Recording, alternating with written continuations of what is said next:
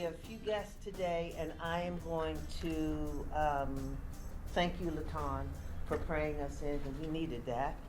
The announcements I'm going to defer until Jimmy and Vince get up here. There are a few announcements. We were expecting a guest from the water, South Bay Water, Metropolitan Water District, but they'll be here sometime in November. They just did not get it together right, but they're welcome whenever they get here. But what I'm going to do right now, and I know we have guests in the room. Anyone that is here for, and I know he guessed. Anyone that's here for the first time or hasn't been here in the last, say, 6 months to a year, would you mind standing up and introducing yourself? Yeah. Well, good morning, everyone. My name is Dwayne Davis. I'm a candidate at LAUSD School Board District 1, and I'm actually a resident as well. I grew up right off of Mariposa and Imperial, 11221 Mariposa. Awesome, awesome. Well, we will ask you to come up shortly. In lieu of time, last week we heard from Jennifer Williams, who graciously gave us an overview of the Caltrans report, the soil report. And she also, at one of the meetings prior to that, she also agreed to put together a letter or an email that we can all participate in, and I'm really urging all of us, once you hear what we're getting ready to do next, to get involved. And again, we can complain and we can do all those things, but if we don't step up and put our foot in where it's supposed to be, nothing is going to happen. So Miss Jennifer, if you don't mind coming up, my dear, and sharing with what you shared with all of us in an email. Sure.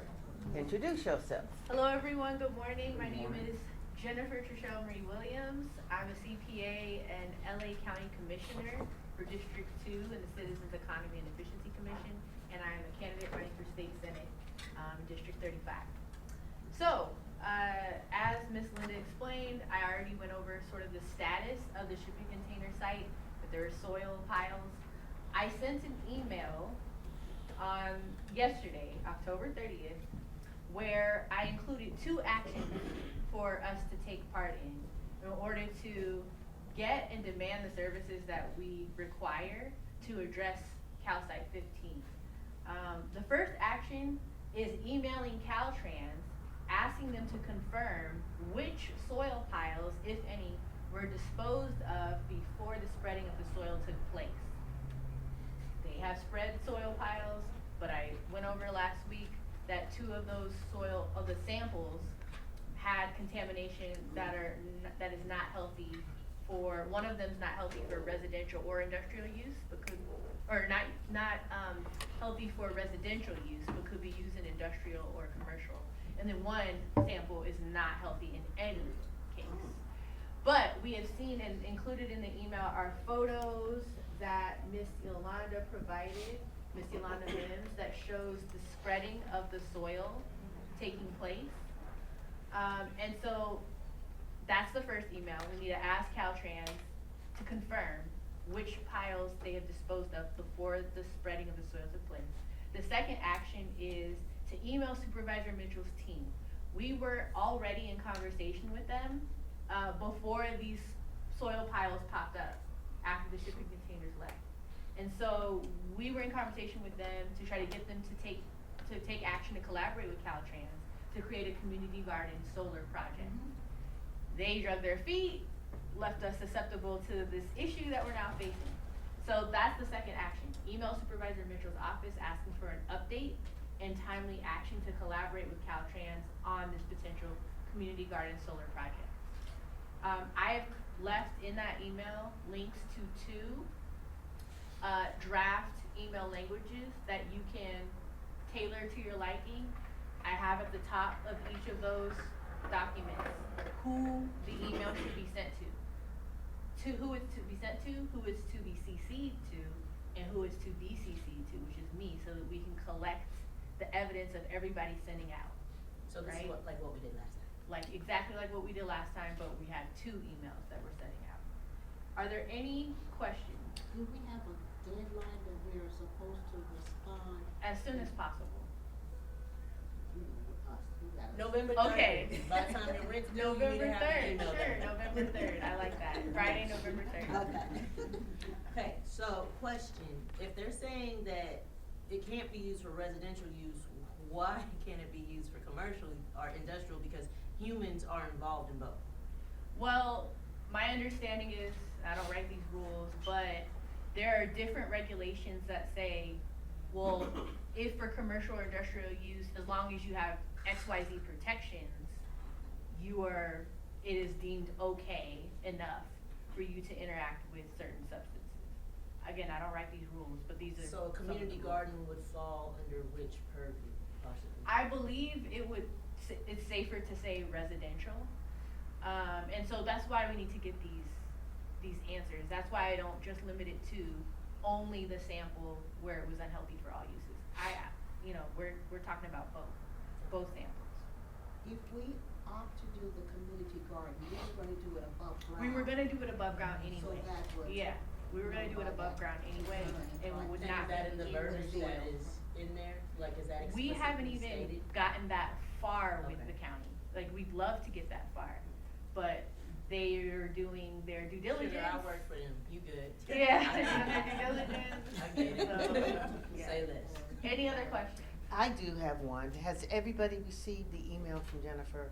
And if you don't have, and if you'd like to participate, Send it to my work. can we get it, get your I hands sent up it or- through to, so months ago I said, if anyone would like to opt into emails about the shipping container site as we repurpose it and reimagine it, let me know. I sent it to that group and the task force Outlook group. So, So I'm if just saying you- again, if you don't have it, let her know. Would you be Richard, kind when enough did you get to pass it on again? Yeah, of course And I'll then forward it. just get on the list? Well, I'm returning to work today, so if you sent it in the past week.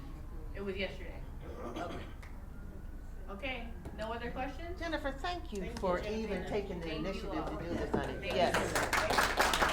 So November 3rd, bye. Okay, honey, we'll see you later. Thank you.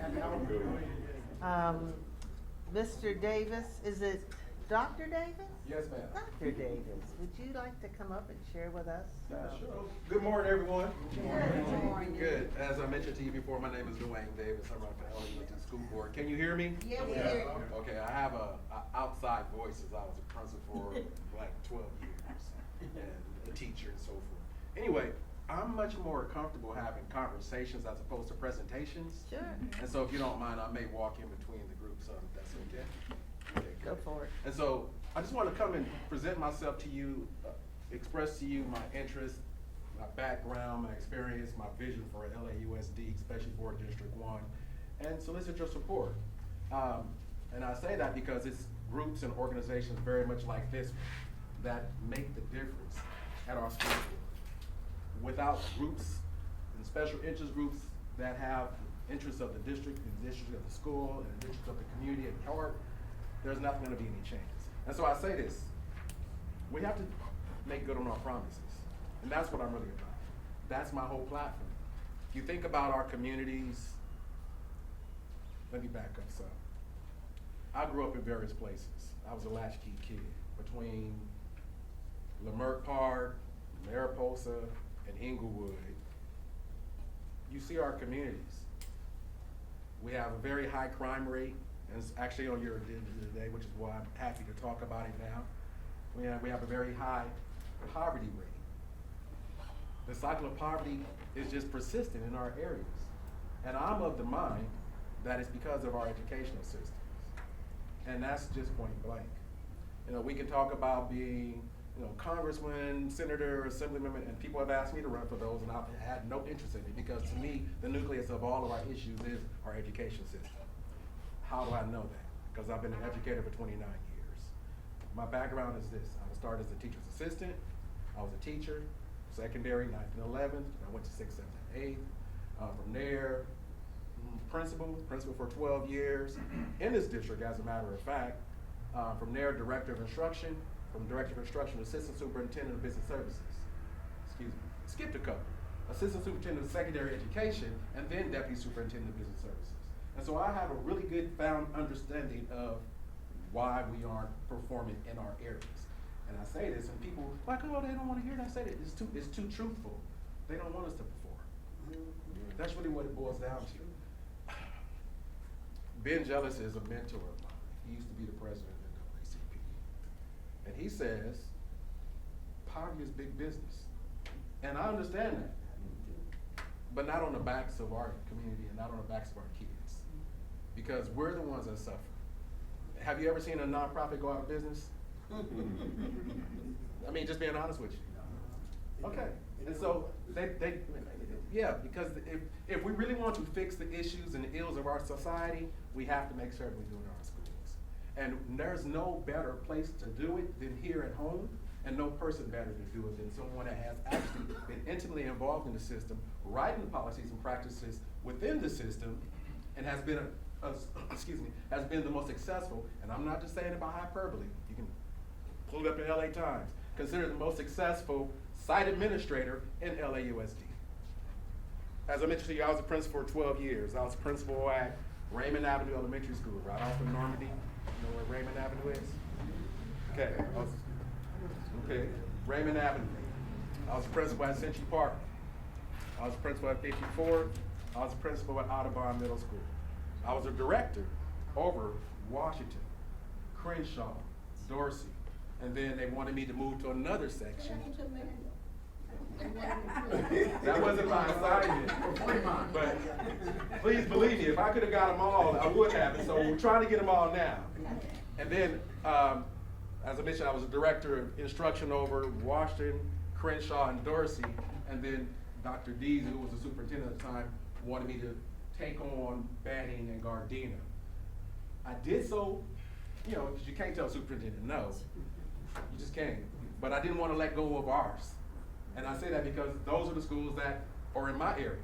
As I mentioned to you, between Mariposa, McClung Drive in Santa Barbara, you know, if you remember Santa Barbara, and Inglewood, that's home to me. And so for me, I had a vested interest in making certain that those areas and those schools flourished.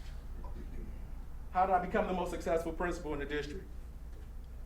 So I was one of those students who they try to put in special ed. Just kind of going back. I was the at-risk behavioral student. And it wasn't either of those. It was, I was bored and I didn't like it. That's really what it boiled down to. And on top of that, I'm left-handed. And so, as the teachers back then would always try to make you write with your right hand, I can wait you out. The bell ring at 2:15, I'll go home. So I just won't do anything. I'll sit here, when the bell rings, fine. And so the teacher would give me my work, I could take it home, go home. As I mentioned to you, I was a latchkey kid. Go home, make sure the lights are still on, because oftentimes the lights weren't. Lights were on, sit down, do my homework. They weren't. I knew motor operation, go get the candles, do your homework while the candles are burning, and do as much as you can. That's just what we did, me and my brothers and sisters, okay? I would go home, do my homework, take it back to school. Apparently they thought I was cheating. I didn't know this as a kid, you know, and so I'm speaking to you from a reference of an adult. But there was a meeting on me with my mother, some ladies, and they were talking about, you know, me being in a different location. And I was thinking, good, because I don't really want to be in our classroom anyway. I'm just being honest with you. Yeah. Not knowing it was a special education meeting or an IEP of the times. So of course they asked me to move out, you know, go out the room. And you know, I'm trying to hear, because I'm trying to figure out where I'm going. And I love my mother. I love my mother. My mother is Frances Lorraine.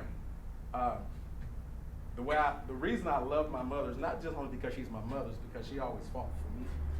When folks try to put me in the corner, I still have the callus on my finger from writing 1,000 I will not talk standards. You can still see it right here. I mean, I got warts, and so you see what I'm saying? I still got the callus, and it's smaller now because it used to take over like half of my nail. But as I stepped out the room, my mother began to display, if you may understand. And several expletives regarding what you're not gonna do with my son. I was used to it because I remember many times when we would go to Zodi's and my mother would have to put a dot on her layaway so they wouldn't put it back away. Because you know, if you didn't pay on your layaway, they put it back. And so I was used to my mother displaying in certain places, like, okay, so we gonna do it. All right, good. And so with that being said, I went from being considered potentially at risk to considered gifted and talented. And that's when we had the Lavender Skyrider book and so forth. You remember those books. And so understanding where we are and how they project upon students, very much like myself, I learned that it's not about us being at risk or about us being behavioral problems. It's really about student engagement. Okay? I've always wanted to be a teacher. Matter of fact, I had in my kickoff, my campaign kickoff, my first grade teacher who's still alive came, my fifth grade teacher who's still alive came. You may know this, Reverend Pastor Joyce Randall. She's a pastor. She was my chemistry and my biology teacher in high school. Those individuals came and they all remember me saying I just want to be a teacher. I didn't know all those other positions. Nobody does. I mean, no kid knows the director and so forth. They just don't know that. And so from there, as I became a teacher, I just did what I thought was right with students. Students that look like us. Students that were considered at risk or behavioral. There was a time where they used to call it school with a purpose, if you remember that. It was before, well, no, I think they still have continuation schools, but in middle schools, they called it school with a purpose. I think it was a school within a school. And with that understanding, my students were scoring. So folks always wanted to know what I was doing, and I, as a young teacher, didn't know that other folks weren't doing it. I just thought we all were doing well, you're kind of naive as a new teacher. Actually, someone told me I was too young to know I was supposed to fail, and I'm okay with that. So let me be youthful. That was an exact comment. You were too young. It was congratulations. You were too young to know you're supposed to fail. Oh, okay. I didn't know if that was a comment or a slight, but That was a backhanded comment. yeah, it was. But it came from I've heard it. a assistant Both of us were superintendent, teachers, so we're like, and I was at, yeah. okay, should I say thank you or should I sock you? Thank you. You get conflicted in those scenarios. And so understanding that, I continue to do the work. Whatever happened, it got to the point where they felt like I could help a larger group of individuals, and I became a categorical coordinator. Categorical coordinator at the time was, before it became school-wide, there were targeted areas where students that were considered Title I or bilingual and so forth, they grouped those students all together, and it was a school within a school kind of concept. And of that, you became the administrator of that group of students. I worked at Monroe Middle School at this point in time, which is right down the street in Inglewood. We had about 1,100 kids. 400 of them were expressly up under my tutelage, if you will. And from there, we grew. Those are the same students they considered at risk, the same students who many of the teachers didn't want in the classrooms because they were tough to deal with. And to me, it was, when I listened to them, they had questions. And folks didn't want to answer questions. And I get that because I was one of those kids that wanted to know. I remember a teacher told me it was 52 states. And when I was like, I got a puzzle at home, a little wooden puzzle. You remember the little wooden puzzle? Yeah. And I was like, Washington, Oregon, California, they just laying them out, 48, 49, 50. So we had a test. You was counting Puerto Rico and Guam? Hey, listen, I don't know what she was. All I know is my puzzle had 50 pieces. And on the test, I'm gonna write 50. Right. And I wrote 50, and I remember that big giant red mark. No, I've told you several times it's 52 states. That was second grade. And so I went into the fourth grade believing there were 52 states because you don't think your teachers are wrong. That's right. That's true. And that's when you start to, well, that's when I learned, no, you're gonna have to prove it to me. Teachers don't like that. They don't like that. Okay?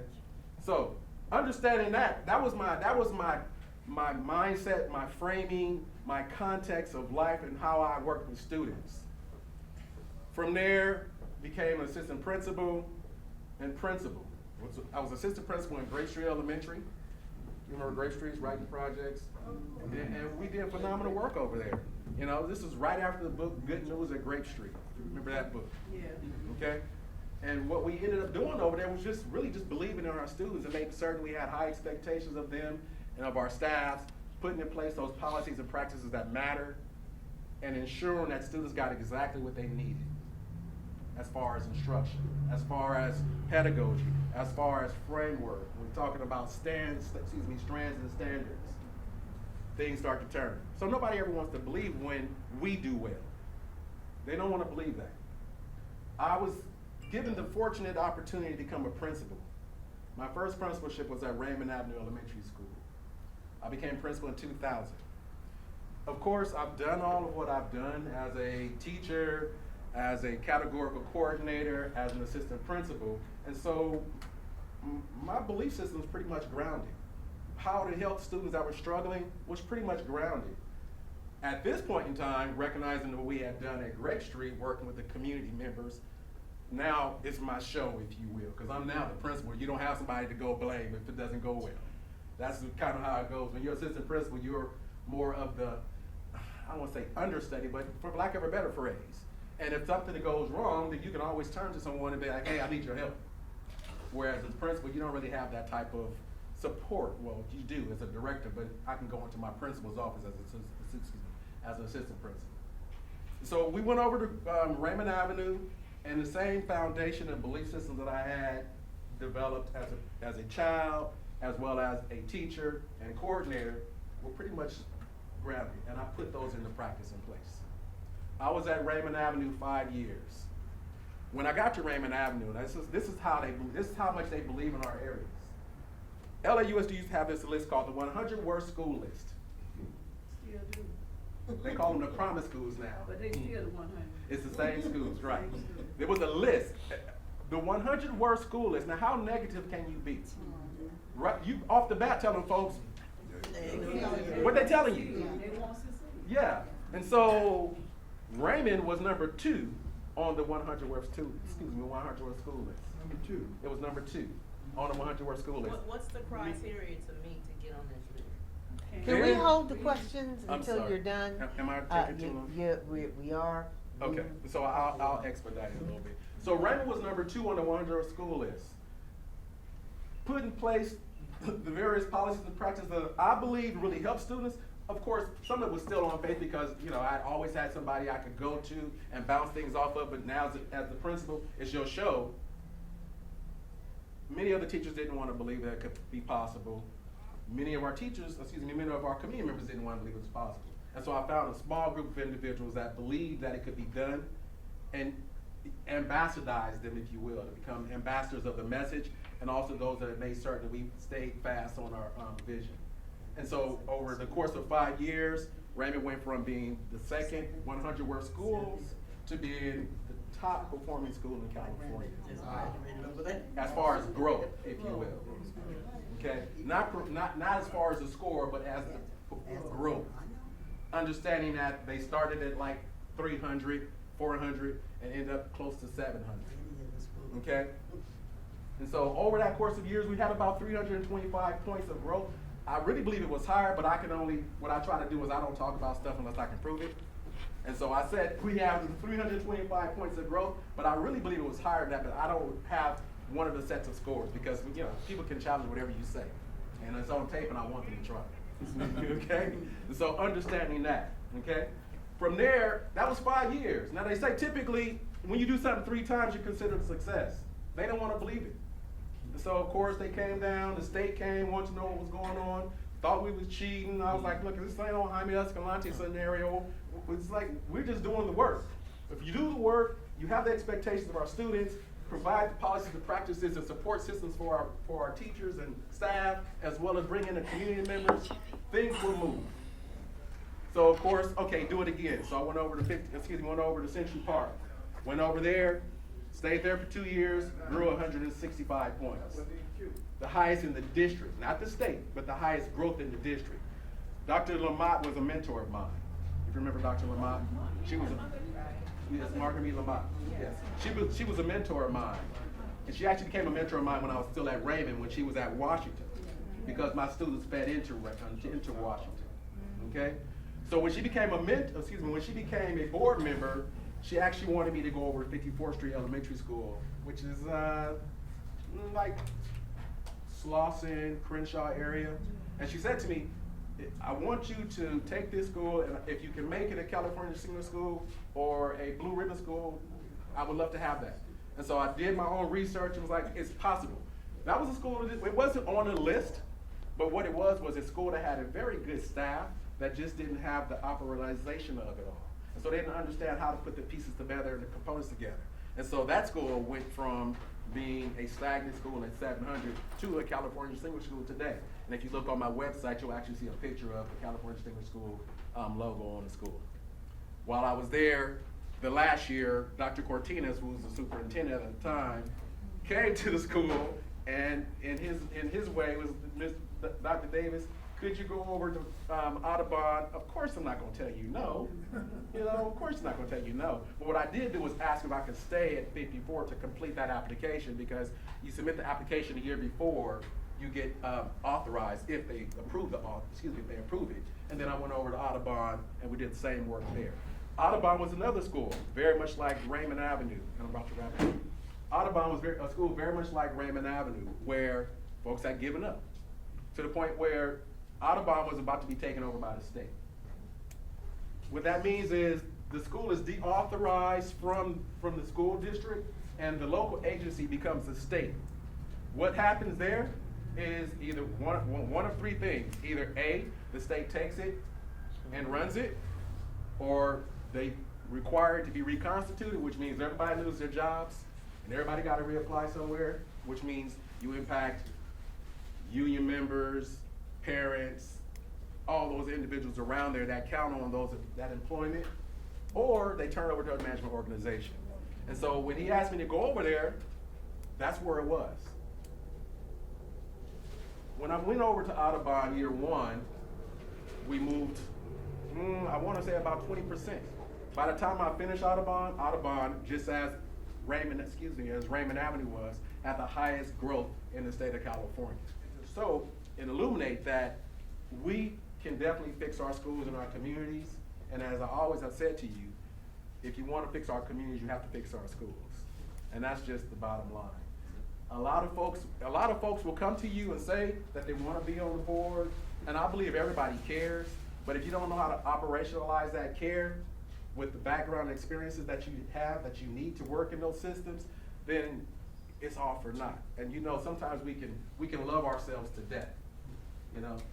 And so, with that being said, I want to thank you for your time. I want to thank you for being gracious and letting me run a little further. Absolutely, you must have some really interesting kind of internal understanding of what's going on, because I mean, to take from like 0 to 100 and move these schools in the way that you have has been incredible. Well, I appreciate that. I'd like to leave, before you leave, I'd like to ask for questions Any questions? for Yes, Dr. sir. Davis, Yeah, yes. so congratulations on your personal achievements. Okay. But what makes you different from the people you talking about, and what can you actually do that's achievable? Because you sound exactly like a politician. Oh. And just like you said, that you believe that your teachers was right, we be believing that our politicians was right. Absolutely. So, and so here's we the trying, thing. we trying to. I come get on it. now. And so I can tell you this, first and foremost, I've never been a politician, and I try to be a politician. What it is I've actually done the work, whereas politicians are still giving you hope and dreams. Okay. That makes difference. Well, you sound just like that, but let's give us 3 solutions. Okay, so Action. solution number one Number one. is we need to be active as community members, not just sporadically, because they know they'll wait us out for 15 minutes. That's really what happens. Right. Number 2, we gotta get somebody that's from our community on the board, that's not only from our community, but understands the system, so that they can be the voice of the individuals that are coming and consistently coming. They all know this. It happens every time. I say this all the time. And so my friends say, I tell them all the time, look, I'm not marching, I'm not singing, I'm not praying, I'm not hoping. I want action. And so they always come to me and say, well, you know, you gotta do it. I said, but you only do that for like 5 minutes, 15 minutes. And so they know to wait you out. They know to wait us out. And so that's number one. We have to be consistent, and we need to stay vigilant on that. And then on 2, so that you gotta have somebody on the board that is from the community, understands the community, and understands the system so that you can change it. And I'll tell you this, that's part of the problem with all school boards. You have individuals on the board that, as I mentioned to you before, care, but don't understand the system enough to how to make it change. That's number 2. Number three is then we gotta make sure we put together a pipeline of those individuals that can become the ambassadors, if you will, or the trainers, if you will, of those individuals that can go into schools, identify the areas of need for our students, our community members, and for our teachers, and put those policies in place. What can we do to support you to make sure that we don't be sending our kids to prison because they can't read in the Gotcha. 3rd grade? What you can do to support me is, number one, make certain I get there. Number two is. What you gonna do when you get there? No, we all know that. Let me tell you, I'm trying to get there. Be the voice of the community. Okay, be the voice of the community, I like that. Got that? Got Number it. two, to put in place, before you say something, the policies and practices that makes those changes, the expectations, accountabilities, and consequences. That's the only way that any of this stuff changes. If you think about what we have, think about our bilingual program. You know why you don't hear anything about bilingual program? It's because they have expectations built in. They have accountability built in, and they have consequences built in. And they understand that if you don't do that work, then they're gonna take your money from you, federally and statewide. And so that's what I'm talking about. Right now, when we're talking about our community, as far as expectations and consequences, everything is open for game. You know, we've been talking about Black student achievement for about 25 years, as far back as Loma and Lemoyne, when we had AMP. I have a Yes, ma'am. question. One last This question. is a question to resolve that, is that what he just mentioned about bilingual, it's in the state law, you all. Correct. And so you can't do anything, because we went to the state 2 months ago to discuss the Black student achievement. The first thing that the Committee from Education says, that is not included. It's not. So we have to work, and it's not one person, we in the community have to work, just like those Hispanic work, to make sure that bilingual got into. We have to do the same thing. It's not one person. One person on the school board, you all, it takes 7 people to vote. One vote does not count. If you don't have 4 votes, you can forget whatever you're talking about. So that's when the community come in. You have to have people who have knowledge of what goes on in LA Unified. A lot of people that we voted in did not have no knowledge of what's wrong. And that's why they were able to get over. You have to have somebody that knows the budget for LA Unified. You have to know somebody that knows the policy, how you get around it, how you tell your people in the community what to do. If you don't have that person in there, we'll never move. And that's where we are now, because when we went to Sacramento, it's written that Hispanic was excluded from being a part of that, because Black student achievement is not a policy in the state of California, you all. And until you realize that, that's just gonna change. And that's point one, but on top of that, Yes. That's the solution. Yes. she's speaking on that. And that's why I said, until you have that as a law, it's not gonna move. But above and beyond just making certain that I have 4 votes on the board, because as she mentioned, you gotta have 4 votes. We're doing other things behind the scenes with our legislator. Steve Bradford is a senator for US at this point in time. We work very closely with him to make certain that we talk about not only reparations, but educational reparations. And that's part of the overall component. And so you have to pull those things in place, again, over and above what even the district is doing, because it really does matter about us making certain we make those changes for our entire community and our entire state. And so that's the solution. My grandbaby Mhm. just graduated from Raymond Avenue, Oh, good. and I can say this much. When we were looking for a place to put her, she was kind of special need kid as well. She's now have been promoted to regular school, and she's at John Barrow doing very well, but she was very from that. And I remember we checked the schools out, and that was school was like 2 or 3 that they gave us for top schools, and that was Raymond was one. Yeah, and I'm happy to hear that, because It's true. a lot of the policies and practices I put in place there, it's always a concern to me that when I leave, that is gonna atrophy. And so one of the things I've been really successful with doing is ensuring that when I'm placed somewhere, because I was the fix-it principal, that whoever is with me as assistant principal becomes the principal, so they can continue the mindset and belief systems and the practices that we put in place. Otherwise, you just lose all help. Well, you left a footprint, and it certainly was a testimony to what Thank you. Carolyn just said. So, and we are so thankful and so No, no, gracious problem. that you came to share with us. And you're welcome at any time to come back. Please come back. You know, this Please is come back. definitely so. Thank you. And with that, there is food in the back that we're gonna take a pause to go fill our plates and then be able to come back and resume the meeting, okay? First of all, on behalf of, the station and, Lieutenant Patella, thank everybody who went last, Wednesday to the meeting at the college. You deserve to give yourselves a hand for all of you that went there. Yeah, we represented. No, you did, you really did.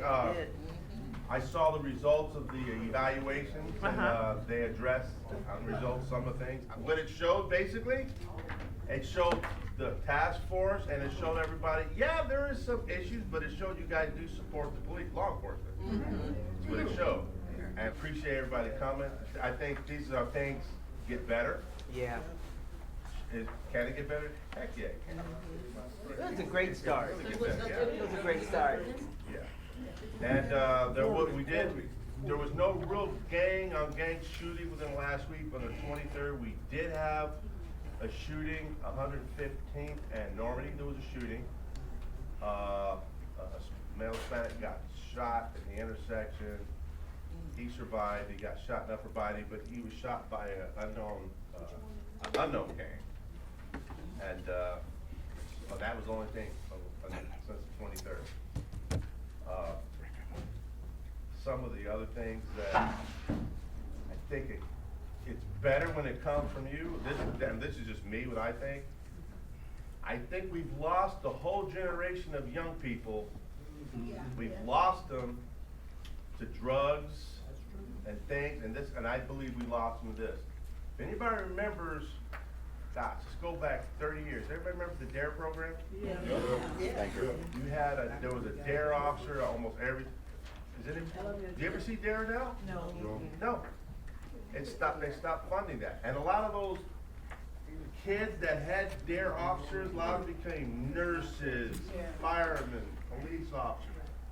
They went away from that. You remember And DARE? you know, and in my opinion, if I can tell the sheriff in his face, you wanna fix things, you can get all the rehab places, you can get them all you want. You gotta start from the root, you gotta start from the bottom, you gotta start from elementary school. You start getting, exactly, that's where you gotta start. And if you start there with the Word of God says what, you train them up when they're young? Exactly, you gotta start there. And good examples, last week, a school asked us to go speak in conference. One of the 7th and 8th graders. I hate to say it, definitely went in there, with PowerPoint and everything. They're too far gone. I mean, you want to believe in everybody, but I mean, they were just too far gone. Disrespectful, cussing each other back in the class. There's what teachers there, and the deputies said, whoa, the dark deputies just went in on a couple of them. But if you can do that when you uniform officers walk in the class, and you feel free to do that. They disrespected you too? Oh, they tried. Oh, they tried, yeah. Oh, the deputies checked them. But they were doing it in front of their administrator, school. And I'm like, So they can't even control within the school. No, well, I mean, a lot of stuff's been taken off. Things my daughter tells me happen at school. She's just like, Mom, and we're in the suburb.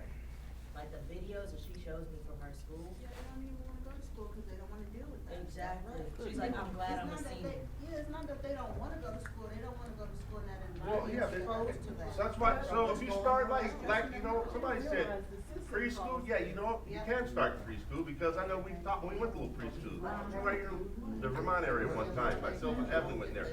But you start that young, and you know what, kids, not that everybody doesn't have to be a cop, but you know, but when they see uniforms, they learn to start respecting. You teach them how to comply with the police, teach them how to stay away from drugs, teach them to listen to their parents. And the drugs, and now the drugs today, you have people that are vaping. You don't know what goes, you don't know what's inside the vaping. You don't know what people put in that vaping. There's fentanyl. You know, so if you want to help, start helping, start funding these cities to start teaching the kids at a young age. And you know what? And start. Yeah, and these kids know.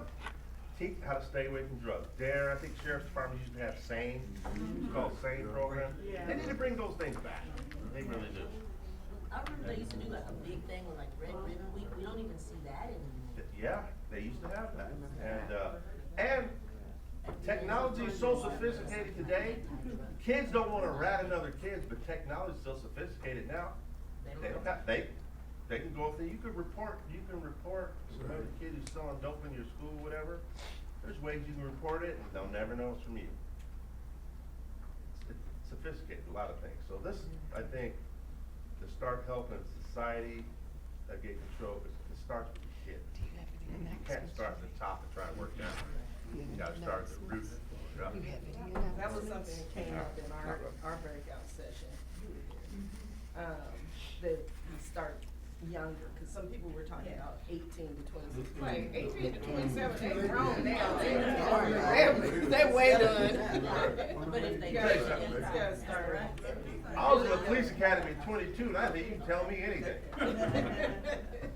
I'm trying to be on the good side. You can't, everybody knows when you're 18 or when you're 16. Yep.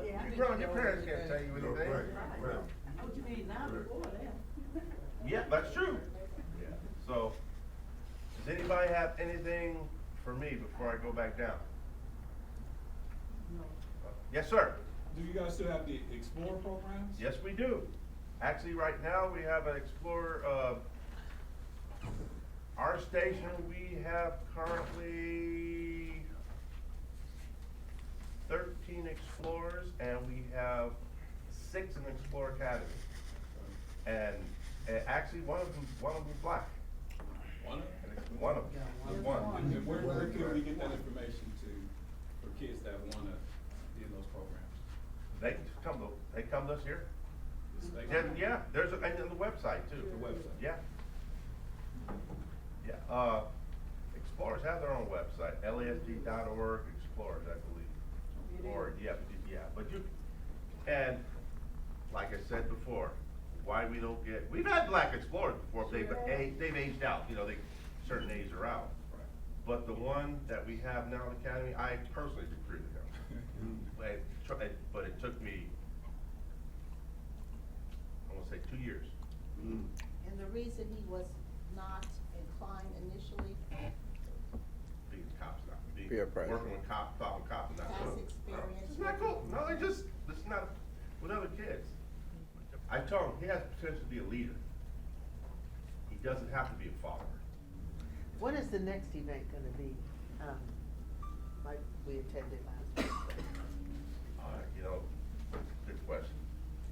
They Very good question. suggested quarterly. Did they say Yeah, quarterly? they said the spring. I heard them say something about the spring. Yeah, quarterly. But see, something they didn't know, that I had to try to let that lieutenant and the guy from DOJ know. I said, you guys really know what's going on? I said, we have this here every Tuesday. I told them about the task That force. blew their mind. And they're like, cause they're saying things that you guys are already doing. I think the more that you understand why some deputies do what they do, it'll give you a better understanding, but then deputies can understand why you think in the way you're thinking, maybe they get some understanding. But you know what? As a sergeant, and I'm an older sergeant, the sergeant's on his way out. However though, if I see a deputy disrespecting the public for no reason, he starts talking on a scale of 1 to 10, he starts talking, he's already at a 7. And I don't check the deputy, that deputy's gonna think it's what? It's okay. It's all good. It's all good. No, I'm not gonna check him in front of the citizen, Yeah. but I'm gonna check the deputy on the side. You can't do that. But same token though, on the citizen side, I forget one brother, he came, and this happens a lot. If a deputy pulls you over, first thing out of some citizen mouth, you pulled me over because I was black. I used to they would give a license, deputies would call me up, I had to go there, and it says, he pulled me over because I was black. I'm like, how do you know you're black? How? You have tinted windows. How do you know what, you don't know what color you are.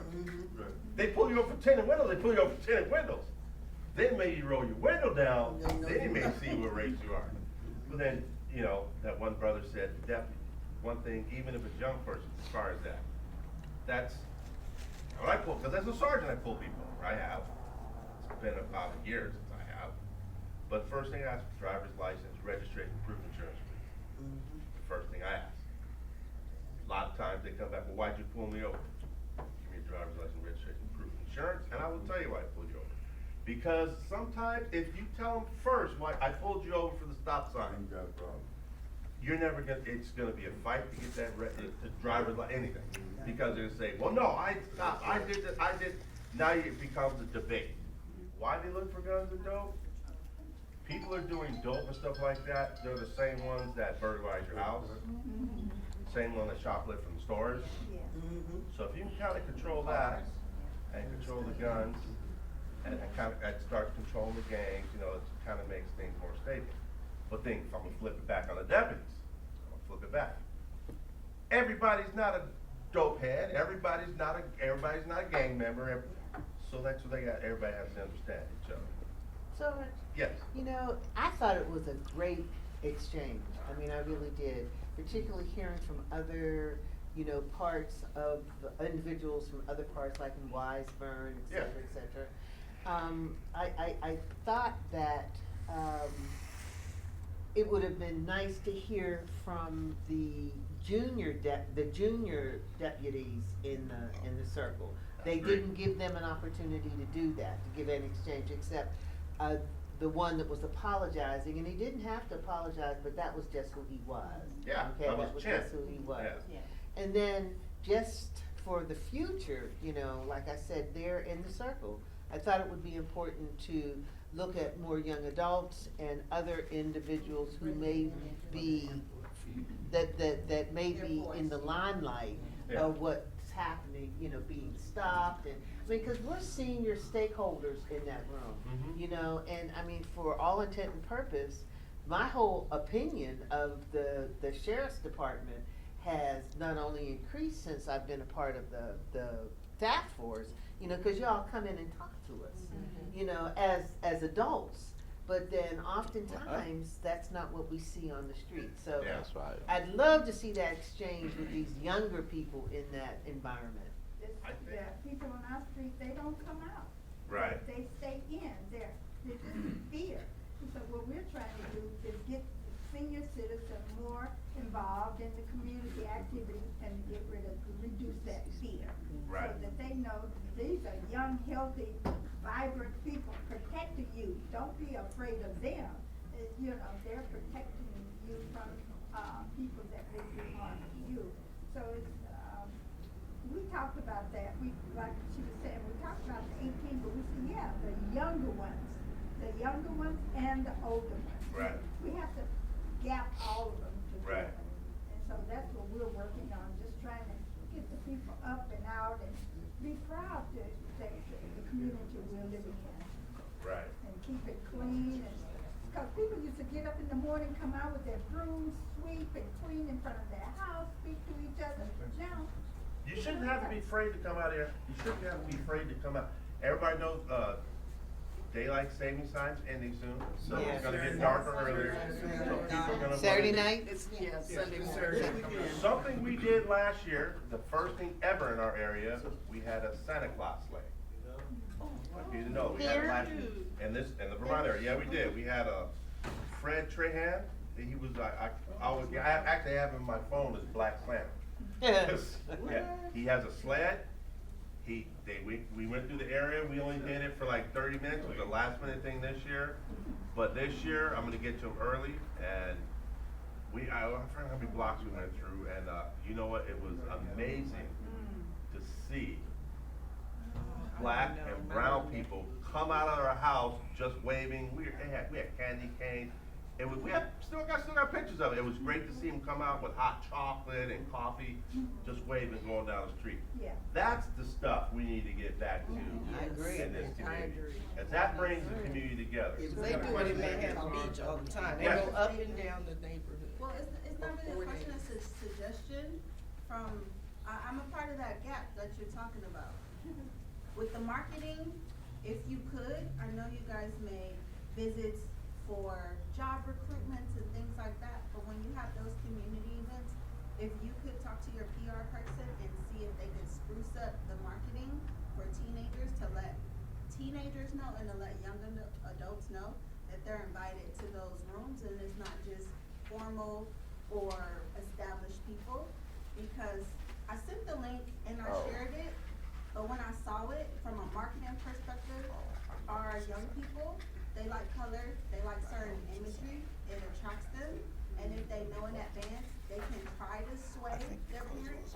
A lot of times they wanna participate, a lot of times they wanna be a part of the social justice aspect, but they're dealing with other adults who have language barriers, who have, those concerns with all the, bad media that's being pushed. Right. So if we could give those young people, if we could let them know in advance, I don't see why those high schoolers and middle schoolers aren't our voices and our ambassadors. Plus, the incentive is they get to be a part of this experience, they get to be a part of the floor, and they get to share maybe the concern of their parents that's not as comfortable. Good point. Yeah. You know what? When the events come out, I have, if not, or the next sergeant who takes my spot, hopefully, we know ahead of time, cause a lot of things, like, for example, there was, kinda like on a smaller scale, and they had panelists, and the sheriff was one of the panelists, and personally, I thought it was, I really didn't like the whole experience. I was in there, about 300 was in there, and I think, again, they weren't talking about the things that you're talking about. Getting the young people involved. This is more like, it was more on, rehab places and this, and people on drugs. Well, my thing is, how, let's get them up, let's let them start drugs. Where they're on, sometimes they're on drugs, yeah, we wanna help them, but let's get to the point where they don't get to that. And then something you're talking about, they could talk about the peer pressures that they get. Cause I mean, the young people are talking, they're just not talking in this setting. Okay. We're talking to each other in social media platforms, we're talking to each other in group chats, we're talking to each other in text chats. We're talking to each other where they're safe spaces, and a lot of the spaces that are labeled as safe, once we go there, we look around and we notice, oh, this isn't safe. This isn't a safe space, especially when we're talking about, like you said, those black and brown elements. Kimmy? If I may, you're right, your age group wasn't represented. And I know initially they said 50 people. Right. Okay, therefore, the word did not get out to maybe your age group, or it wasn't incentivized. Actually, you know what it got out to? It got out to the college. To the colleges? It did. Well, the college, Southwest College. Okay, okay. So it did get out to them. I To don't some know of how them. soon it got out, because Yeah. how I got the room and stuff, you know, we have the campus police and sheriff department, Right. that bureau. Yeah. And I was, what's his name, Deputy, Roseanne. He's the one, we said, hey, get some out to the college. But I think, I like her idea, I think there should be one That's right. just for those people. Right. Just for that age Yeah. group, that's it. Let them ask questions and interact with the law enforcement there. Because isn't that the age group where we need them to be hired, where we need them to be educated, so Yeah. that they then could be. Now, as far as recruitment stuff, things of that nature, I said it downstairs, I don't know if they said upstairs. Unfortunately, there is some type of, disconnect, well, because the last, Villanueva and the board of supervisors, they were just so far from the east to the west that nobody was even hearing each other. But however, Villanueva did a lot of good things. Some of the good things he did, that as far as transparency, it wasn't before. You can, every one of you can go on our website. It's open to the public, LASD.org. You can see where all the recruitment things are going on, everywhere where they're at. Cause they go to colleges and speak, but everybody doesn't wanna listen, but some go by just to talk. But that's when we have another community thing, that's where it's gonna go. And I will make sure that you guys know it goes on your website. Sure. However, what's on there, you can look up our department policies on there. Vita Weber did that. Where you can see all the deputies that have been disciplined. After it's done and sent forth, it goes on there. You can look up past investigations, shootings that occurred, those investigations, they're on there. That's where transparency started. I think I said in there also, everybody remember Sheriff Baca? Okay. Oh, definitely. Yeah. Definitely. Actually, you know, Baca, he was kind of different. Quite. However, the thing that really got them in trouble in the end, it was really a beef between the FBI and the Sheriff's Department. And the public suffers from everything. Well. Baca is the one who made the policy about the tattoos. That was in there, about if you have a tattoo, you didn't care what it was, but if you had a tattoo, it better not be shown to the public, it had to be covered. Villanueva took it further and had the policy about every gangs. You would be fired for gangs, subgroups, cliques, these emblems that people, he took, actually no, the emblems, station emblems that people had, that was McDonald. Villanueva took that farther about the policy about the gangs. And it's free, any of you can go in there and look at that policy. It's in there. You guys can go read it, look at it, if you think it needs to be changed or whatever, but it's pretty cut and dry. Wow. Any type of deputy type, gang, clique, subgroup, you're gonna be fired. Wow. It's kinda cut and dry. It's been that way for about 4 years, 5 years, so. Yeah. Sir, Wow. you said you kind of alluded to not being around for a while. Yeah. Where are you going and when? Right? You know, I know yeah. you did say I was. You know, what's up? Probably sometime next year, I might be retired. Next year, Sometime 24. next year, yeah. Look, I'm old, beat up, tore down. Oh. I graduated from the academy in 1983. So does that mean he will officially be a full-time test member? Yes. Oh. I'll tell you, I will show my face every now and then because I think what you guys are doing is great. Do you know who's replacing you? Do you have No, any idea? I have an idea who might, Uh-huh. but hopefully he'll have the same heart as I do towards what you guys do. Yeah. Toward Vance and Jimmy and you. Yeah, and Make sure you he'll have to because, mentor him. yeah, or her. oh yeah. Yeah. Yes. LAPD recruitment is down. How is the recruitment for the sheriff department, or recruit pool is low? I'll be honest, sir, the recruiting pool is low for all law enforcement agencies. Everybody. But they still recruit all the time. And I'll tell you what's sad to say, because like I said, I started in 1983, it's different now, because when I started, in my academy class, I went to Rio Hondo, we start off with like maybe 20 brothers in our class, a few sisters, about 6 of us graduated. Wow. Really? Because they don't make you do the process, because it's more than just, trust me, it's more than just shooting and stuff.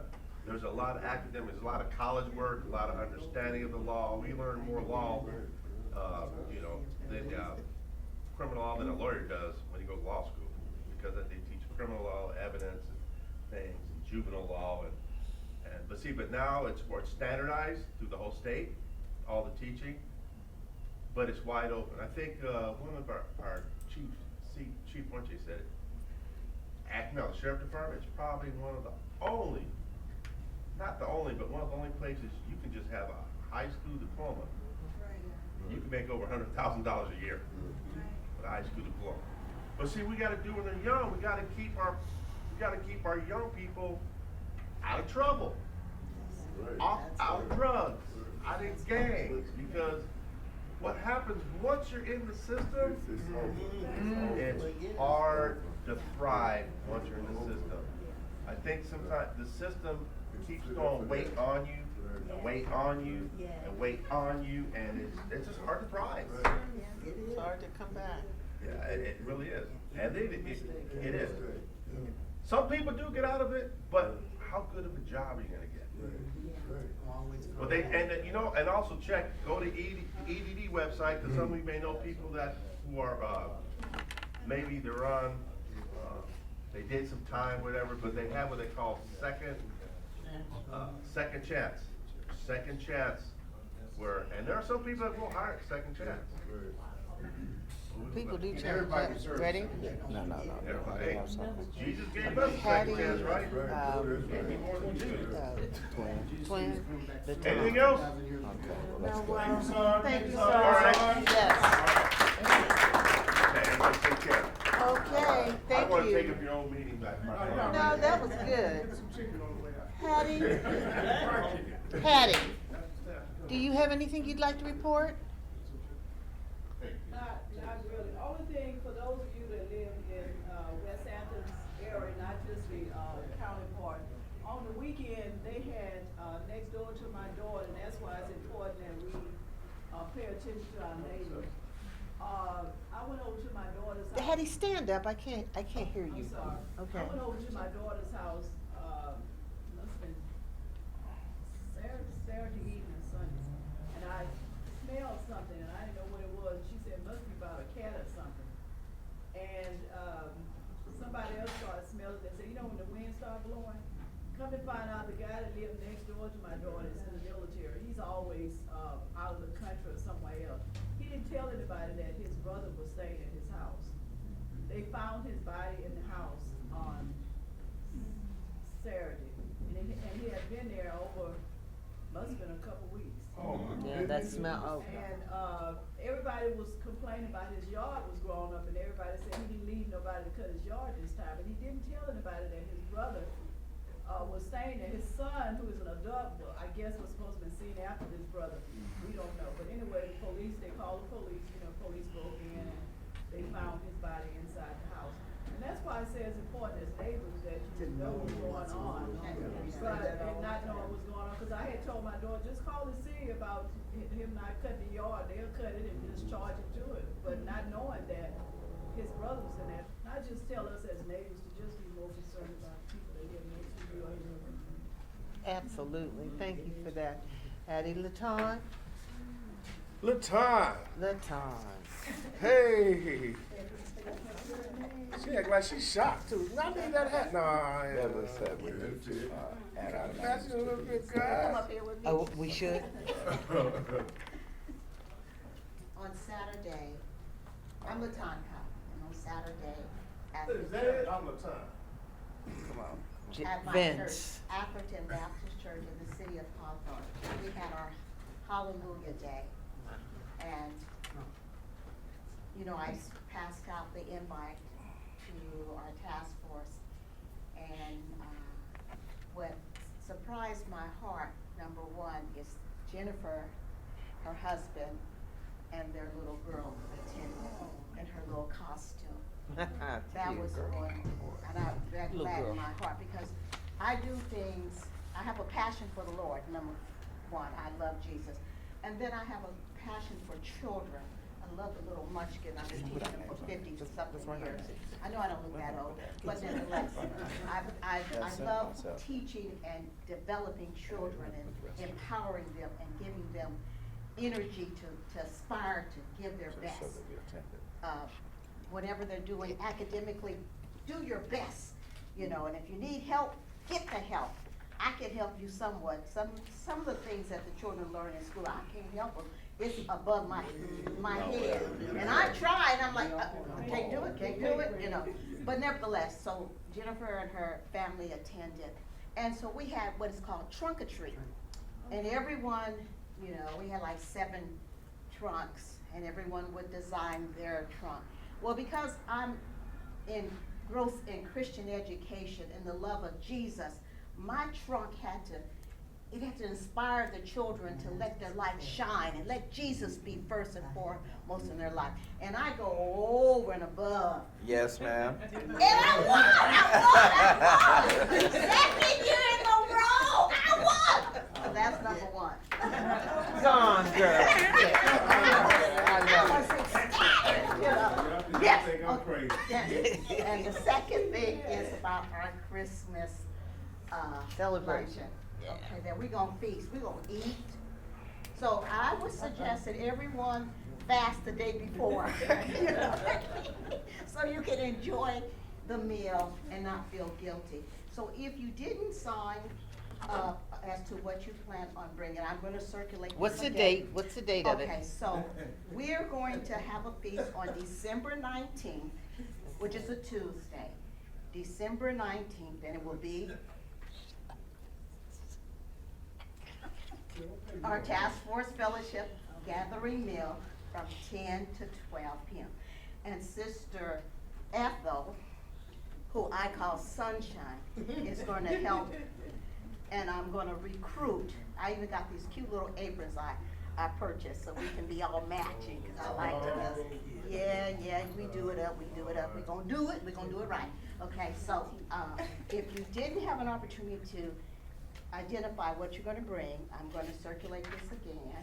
And I'll send it out in email. Yes, and, that was number Here, one, let me- and number two, and number three, I'm gonna sit down. Thank you, Latan. Thank you. Okay, Don, Hattie, I'm sorry, yes? In the near future, I as you know, can't. as, we have, those who are running for positions, we will be having them to come and speak to other, besides the school. That's other fabulous. Yes. Just let us know so we can make sure they're on the agenda. That is fine. Anyone else have, Don? Just a quick reminder that Hey, this who are you? coming Saturday, I'm sorry, Yo. Dawn Welch with Keller Williams Realty, AKA the real estate lady. I have, our home buyers workshop coming up this Saturday, 1 to 4 p.m. at our office, so please don't forget, registration is required, seating is limited. And our blessing basket drive for November 16th, which is the following Thursday. And Rudy was a lifesaver, he's not here today. But he Rudy was a from, lifesaver because Girls Club? Girls Club of LA. Yeah. So I'll He's be good having people. the drop off of the basket at Girls Club of LA. From November 16th, 4:30 p.m. to 6:30 p.m. And girls clubs on Century and Van Ness. Century and Van Ness, address is 2057. Right next to Jesse Owens Park. Not too Little far, school it's right more there. closer to Van Ness, yeah. Right, a little school right there, right next on by the golf course. Yeah. It's the Eternal Okay. Promise, the Girls Club is located on, Eternal Promise parking lot area, it's a church. It's called Eternal Promise, that's where the Girls Club is located. Is that on the east side of the street? So it is No, on the north south side of the side. street. North So side. it's North side. Century. North side. On Century, okay. North Yes, side. I understand that. No, the church is right next to Jesse. You got a question, sister?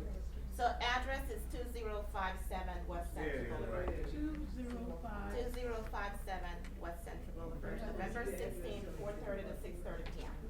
Thank you. You're welcome. Thank You had a you. question, Brother Davis, you had a question? No, it wasn't a question. If this was announcements, I had an announcement. If this is- Oh, good, go ahead. So, I have a nonprofit called blackplatform.org. In conjunction with Zeta Phi Beta, we're giving away 10 baskets for Thanksgiving. And so if you have any families that are in need or need the services of, or supplies for Thanksgiving, please let me know. I'll leave my number, here with the president as well as Mr. Samuels, so if you wish to reach out, you can. What's the website again? What is it, Black? The nonprofit. Nonprofit. It's called Black Platform. Black one word, blackplatform.org. Great. And it's in conjunction with Zeta Phi Beta.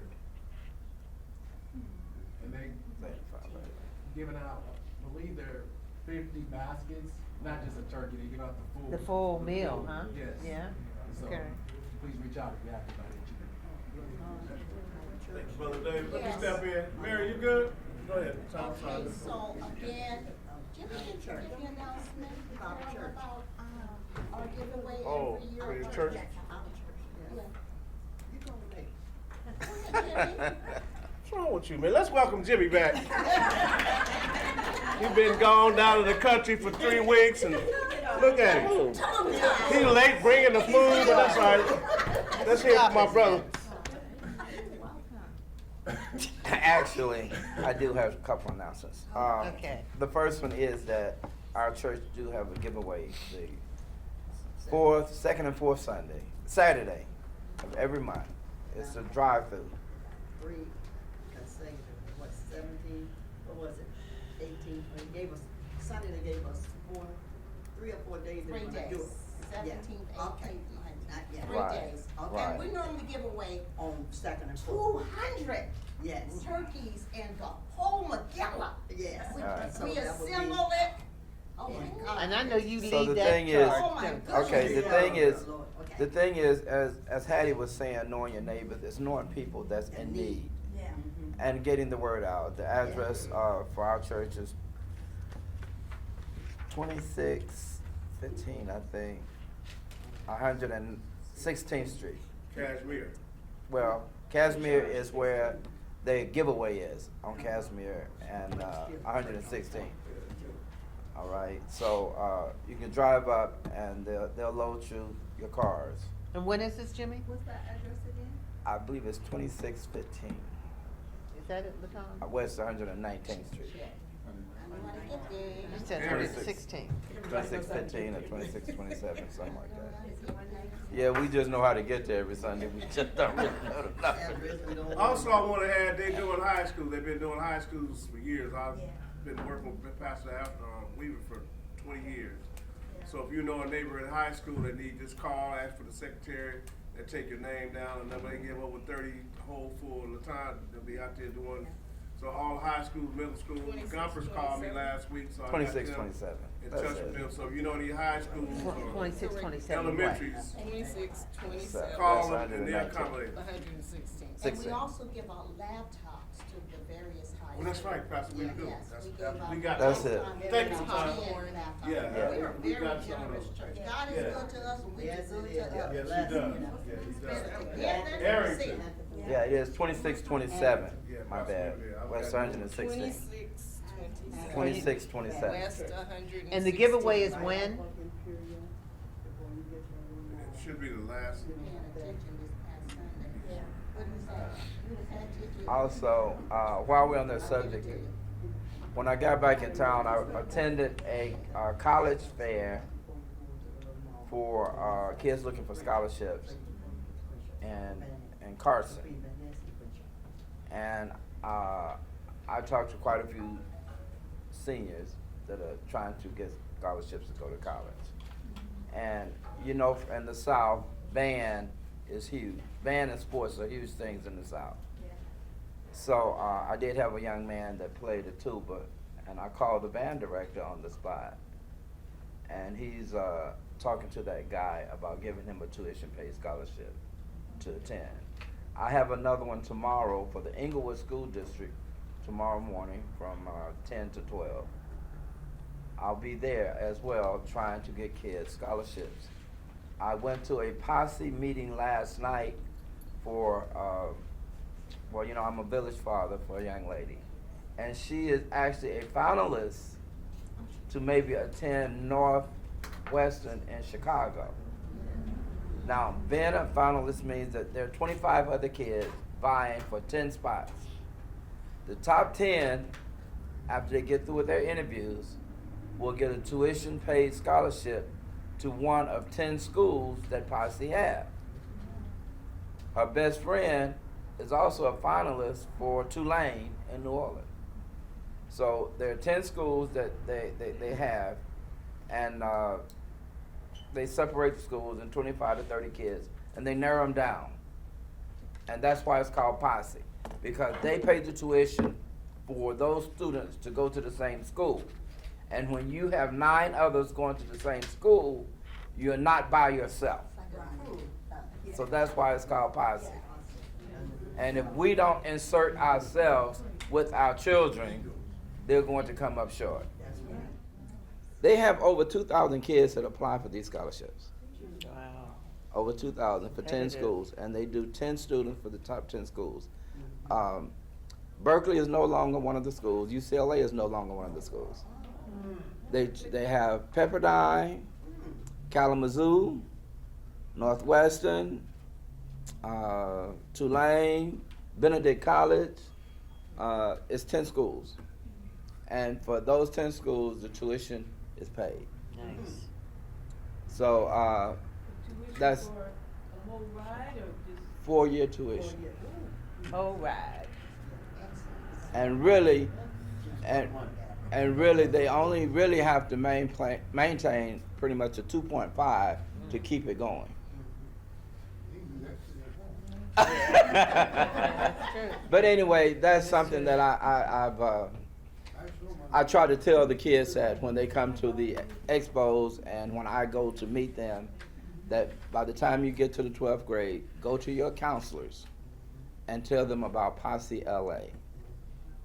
Now they really look for leaders. Your personal statement needs to be appealing. You know, that statement about yourself. I know when my son did his, he was talking about he was laying in a hospital bed, looking up at this thing and something. But the words when he started the statement made people want to keep reading. And that's why you have to make them interested. Did he get the scholarship? Yeah. Oh, my son graduated from Berkeley.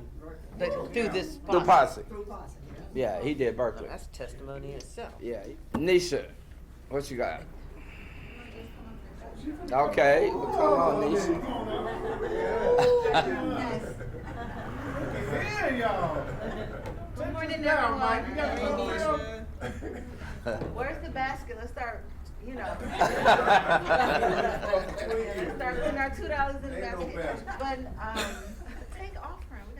Anyway, good morning, everyone. My name is Nisha Gaston. I'm here as a community member, because a lot of the information that you share, I take all this back and I share it with students, but I go a step further and I actually go to the community events to get more information. I take pictures of what you guys do, and then I actually text that and I share that with other teenagers, because like I explained to supervisors and other adults, our young people, they have the skill set of content, and they have the patience or the short-term memory of posting everything. So if whatever you do have, if we need to get it out, I'm really challenging the young people to get that information out for us. And in return, I'm writing them letters of recommendation, or I'm going to their events to support them in the things that they're doing. And then I'm also trying to get them to share the things that they're doing so that we can put it on the website, so that we can have that representation. So all of these, which they've asked me about food giveaways, so I guess it was just a blessing in disguise to come today, as I do. But you guys have, Yes. I'm hoping to get as much information so I can share with them every Friday, or at least once a week. I even started going to the recreation centers to see what those young people look like, because they are hungry. They do want to work, they just don't know where to go, and the trust is not there. So if someone like me, or what we're trying to do again with the street team, that's what we're calling ourselves, we're a street team, and we're going out and we're collecting this information to give to them in packets so that they have it. And the sad part is, we would think, oh, they could take this home and it'll be safe. But a lot of them, they keep it in their backpack or they keep it in their room, because if someone finds it, they'll throw it in the trash, or it can come and be a disruption, or it will come as, oh, so you think I'm not good enough, or you think we're not doing enough. And that's just the reality that our young people are dealing with. So thank you for your time. I'll make sure I get as much information, and if your organizations or church have websites, I can snapshot those and share those and print those on myself as well. Or a text message, whatever is easy. And then when it does come to information like housing, I try not to approach the parents as much much as possible. I let the other adults that, are as equal playing field approach those parents, but we do have, some amazing adults, like Mr. Orange, who talk to parents and tell them like, hey, you know, this is what we need for our young people, so, thank you. Thank you, Any Nisha. questions? Any questions? Any questions, sir? My information, my email address is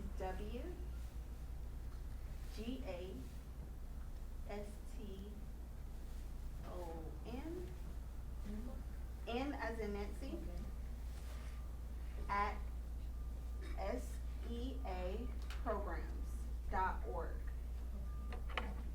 And I'll bring more of our, trauma prevention initiative brochures. I'll make sure that Mr. Orange has those, so he can bring them to the meetings, so that, the community, I'm sure you know, but if you don't know, our program is a trauma preventative initiative. Our goal is to serve the West Athens Westmont area.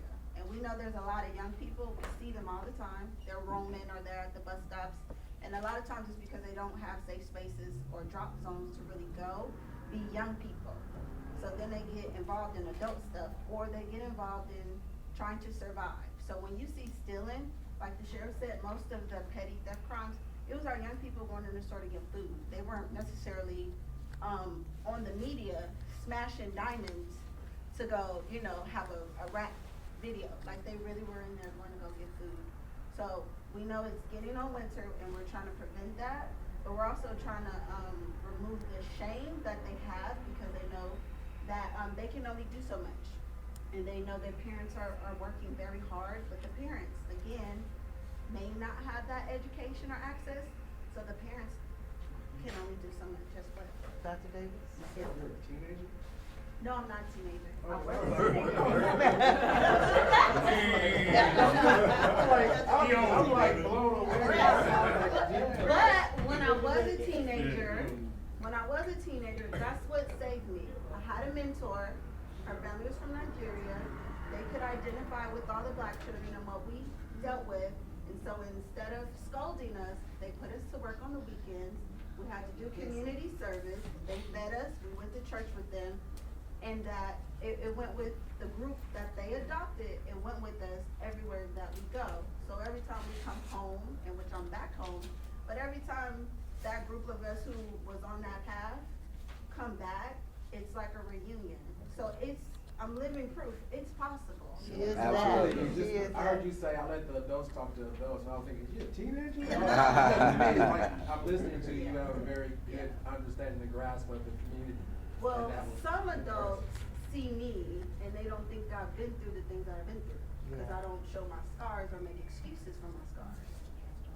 Absolutely. Nobody cares about the sad song. Yeah, it's Well- just My glory, you Yeah. don't know my story. Yeah, exactly. Yeah. So they, they're like, oh, what does she know? And it's like, I know the same thing that you know. We're just the same age. I just don't look like the stuff I've been through. All right. But Thank you, Nisha. that's for Thank clarifying. And have a good time at your homecoming for North Carolina. Come on now. All right. Yeah. I finally get to say All right. Bev, you wanna come up? Okay. Well, Welcome. Good afternoon. Good afternoon. Oh, I yeah. was busy doing task force business. We have to do monthly reporting and invoicing, so making sure all that's done and get signatures while we're all here. But I bring some good news. And you are?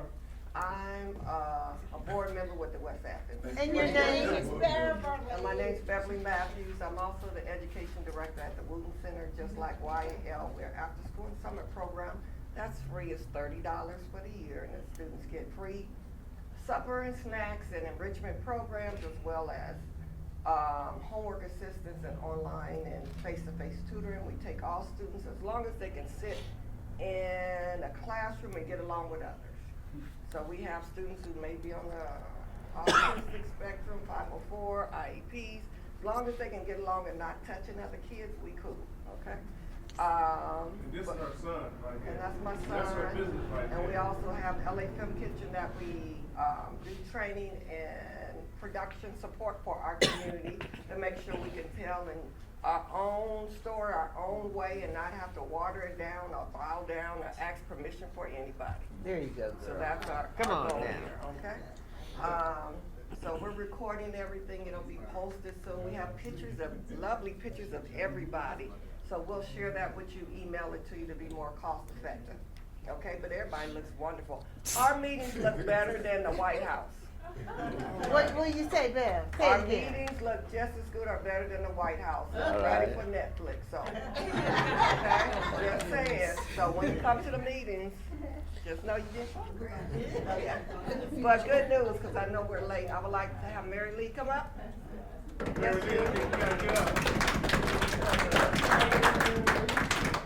so part of our grant is with LA County Office of Violence Prevention, and we have a training and capacity building. Part of our scope of work is to help our members build capacity. We know Mary Lee has the Kinship Care Academy. So we're bringing in our resources, so this is her articles of incorporation. Get down, girl.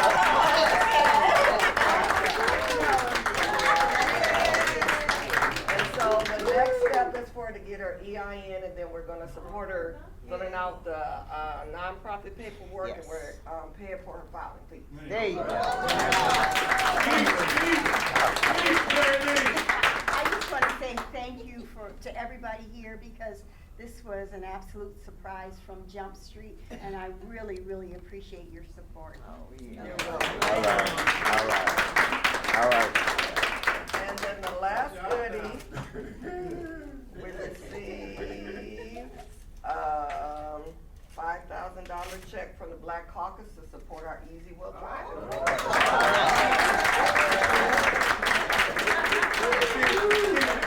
Tina McKenna. Assemblywoman Tina McKenna, she came here. They look at the website, see all the pictures. So what we do, we share with our Westmont, West Athens Community Action for Peace. So we share all the information you have, because a lot of people who come here doesn't necessarily go to the other meetings. So we have to update as well. But thank you to everybody. Thank you for Twins Organization for facilitating that as well. She said, let me see. So I'll just take a picture and we'll deposit. Okay? Yeah. Any questions or anything? All right. Oh. Yes. Can I get what she got? We can talk.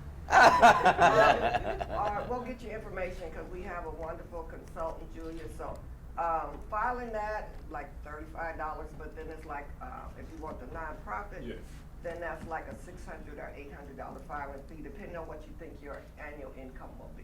But go for the $600. But we're here to build capacity within our community, so you can do the work you have. We get information from Urban Awareness, who does grants, and if you want to pay them to do your grants monthly, or we have resources that we're connected with, so that we can get the funding to do the work, and they're investing more in community-based organizations. So whether you for-profit or nonprofit, Holly Mitchell gives grants to both, so Yeah. that's periodically as well.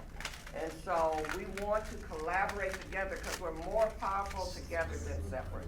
So whether we helping a child feed, getting them to Yeah, that's what she North told me. Carolina AT&T or Jimmy's School, we want to make sure they have a plan, because some of our kids look at the adults around them. If they plan didn't work, they figure, why try? So we have to give them that positive role model, yes, you can try. So at the Womb Center, we've been very blessed with positive role models, and especially positive black role models, because we have 90 to 95% black males in our program.